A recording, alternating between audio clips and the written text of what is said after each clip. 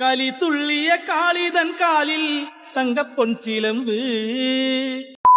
Hi guys, finally ఆవేశం cinema చూస్తాను భయ్య. ఆ కెమెరా వర్క్, ఆ లొకేషన్స్, ఇంకా ఫహద్ ఫాజిల్ పర్ఫార్మెన్స్ సూపర్ భయ్య. కాలేజ్లో చదువుకునే స్టూడెంట్స్ ముగ్గురిని సీనియర్స్ చాలా దారుణంగా ర్యాక్ చేస్తారు.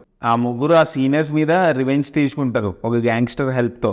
అసలు ఆ గ్యాంగ్స్టర్తో ఫ్రెండ్షిప్ ఎలా ఏర్పడుతుంది, వాళ్ళ ముగ్గురు ఎక్కడ కలుస్తారు, ఆ గ్యాంగ్స్టర్ని కలిసిన తర్వాత వాళ్ళ లైఫ్ ఎలా చేంజ్ అవుతుంది అనేదే సినిమా. ఇంతే కదా. గ్యాంగ్స్టర్ ఎవరో కాదు, ఫహద్ ఫాజిల్. చాలా సింపుల్ స్టోరీ లైన్ కదా. మలయాళం సినిమాలన్నీ చాలా సింపుల్ స్టోరీ లైన్తోనే ఉంటాయి. నాకైతే శంకర్ దాదా ఎంబీబీఎస్, అదే మున్నాబాయ్ ఎంబీబీఎస్ రీమేక్ సినిమా గుర్తొచ్చింది భయ్య.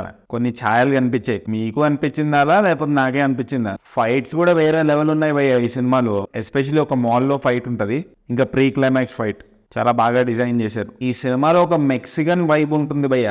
ఎమోషనల్ సీన్స్ చాలా తక్కువ బాగున్నాయి, especially mother sentiment. Cinema through out ఒక కామిక్ టోన్ లో నడుస్తూ ఉంటుంది భయ్య, అది బాగా నచ్చింది నాకు. ఈ సినిమాలో మేజర్ ఫ్లో ఏంటంటే అస్సలు కదలదు సినిమా.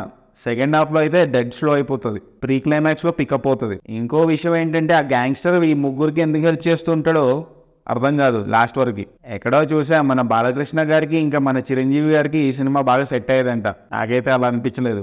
తెలుగులో ఈ సినిమాని చేసింటే డైరెక్ట్లీ అంత అప్రిసియేషన్ వచ్చేది కాదని నా ఫీలింగ్. మలయాళంలో పెద్ద హిట్ భయ్యా ఈ సినిమా.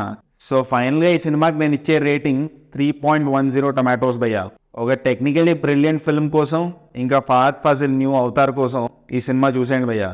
అమెజాన్ ప్రైమ్లో ఉంది ఆవేశం. ఒకవేళ మీరు ఈ సినిమా ఆల్రెడీ చూసుంటే ఏ తెలుగు హీరోకి ఈ సినిమా బాగా సెట్ అయ్యేది కామెంట్ చేయండి. సబ్స్క్రైబ్ చేసుకోవచ్చు కదా. పుచ్చు పుచ్చు.